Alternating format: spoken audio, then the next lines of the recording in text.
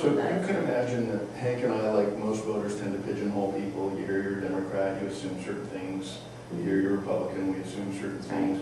Surprise us. Tell us something about your positions or views that might surprise the two of us, given that you're running as a Republican.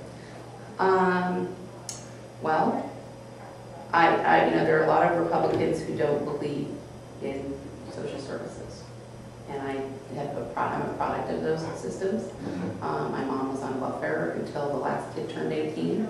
I think that we do need to have some kind of safety net and catch-all. I think we need to find ways to fund it and make sure that we're doing the right things with it. So I do tend to be a little more on the, I guess I'd call it socially liberal side that way, because I think those services are important. I think managing it and tactically how we fund those things and manage them are a different perspective, but having lived and grown up in that, and poverty, homelessness, having used those systems, and that's a product of. You were homeless for a while? Tell us about that. So I have a mother who is kind of woefully mentally ill, and sorry, hit me the wrong way right there. And she just wasn't stable.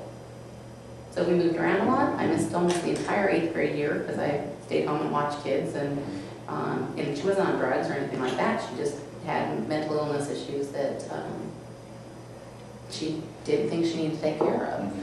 To this day, 17 years later, I left home at 19, was homeless again. I slept at Barton Park for 3 weeks until I figured out what I was going to do with my life. Barton Park. Barton Park. I know Barton Park quite well. In a tent,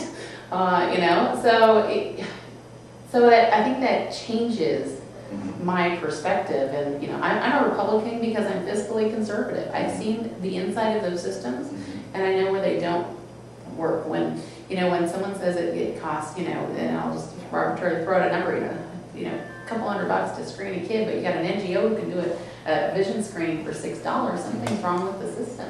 So it's not that I don't want kids as a Republican to have those things or have access to those services. I think it's all about how we fund them, and I think at some point there's no dumb idea on the table. How old are your kids?